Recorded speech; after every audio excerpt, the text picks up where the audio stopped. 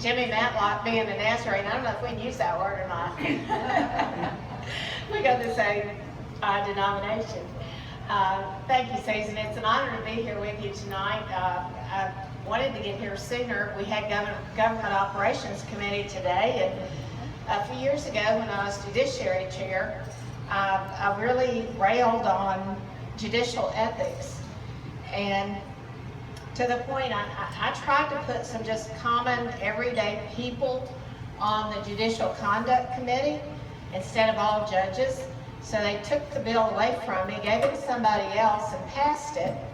And so I wanted to go today to make sure they didn't extend that body too much. It was a sunset hearing.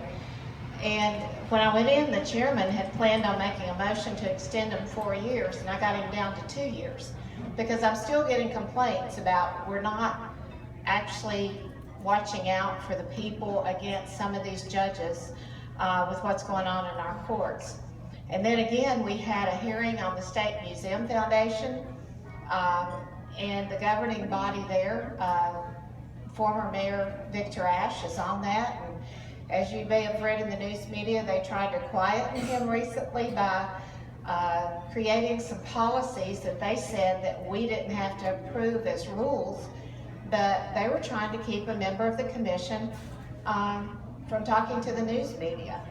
We have a new director of the museum, and she wanted to make it a policy that nobody could talk to the newspaper unless they ran it by her first. It's a good way to keep your job, you know, because nobody can ever criticize you, and I pretty much told them that today.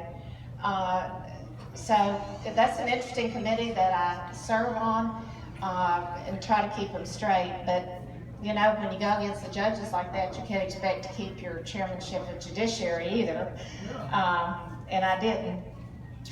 But let me just introduce myself a little bit. I'm a graduate of Trevecca Nazarene University. Actually, I went to elementary school there for 7 years. I grew up down the street from Trevecca. I have a Securities 6 and 7 license. I did that for a while. I was a court reporter, and I had 2 years of law school, and it came down to finish law school or run for the legislature again. And I chose to go make the laws instead of adding to, and I apologize if we have any attorneys in the room, but still adding to that population. I am vice chair of the Transportation Committee, and I'm actually the chair of the Judiciary and Government Committee on Government On. I'm not the type that anybody thought would ever get involved in politics. When I was in high school, I was voted most bashful in my high school class. Not because I was a member of the clique. They had somebody else picked out, but I got it. But you know, when the system starts to affect you, you can do a lot of things that you don't think you can do. In 1989, we had a $2 million shortfall in school system in our county, and my husband came home from work one day and he said, "I am so fed up with what's going on. We've got to get involved. One of us has got to run for county commission, and I don't have time." So I was going to school at night and working, so he went out at night after he got off work, got me elected to the county commission, and afterwards when I would meet people, they'd say, "Oh yeah, we met your husband. We've never met you before," so he must have given them a good talk, and everybody knows he's capable of that. In 1992, I ran for the State House. That was right after redistricting, and I thought, I can't let this guy that they drew the district for have this seat. We lost by 270 votes. It was a big year of Bill Clinton, and I tell people I had my sign in the yard with Bill Clinton signs in Laverne. I can't explain that whatsoever because we weren't running on the same thing. I was elected then in 1994. That gave us a grand total of 38 Republicans in the House, and we couldn't get anything done, but you know what? We believed in what we were trying to do. We had goals. We knew that there were things that we wanted to accomplish. I can't really say that we have a commitment like that now with a 2/3 majority from what I've seen going on. Well, in the House, in about 99, 2000, we have a Republican governor and my Democrat senator that start talking about a state income tax.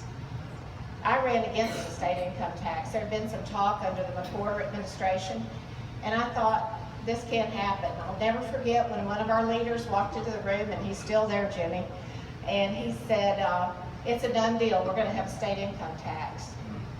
And I thought, over my dead body. At that time, Phil Valentine was on the radio in Middle Tennessee, and they had actually sold him on the idea, and he was touting the state income tax. And I called him and I said, what are you doing? We don't need a state income tax. I took him a copy of the budget. He asked me to come on the show the next day, and I asked him if I could bring Congressman Blackburn with me. She was a senator at the time. We had shared part of the same district. And we went on and we started talking, and the rest was history. People came to the Capitol, they blew their horns, and we killed the state income tax. Now, oh, how I wish that had happened this year. But it didn't.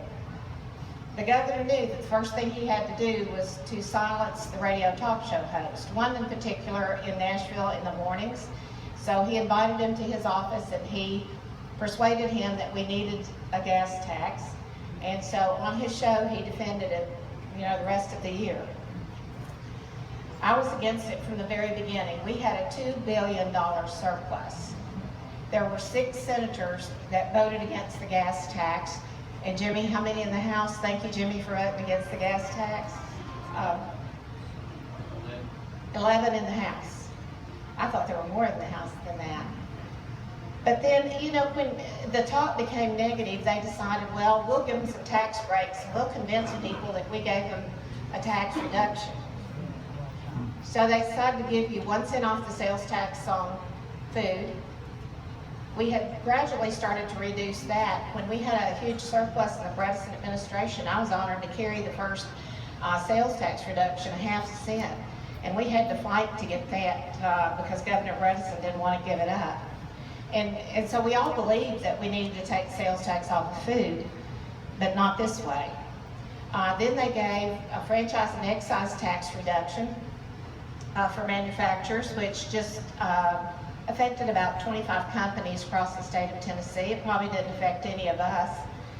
And then the whole income tax.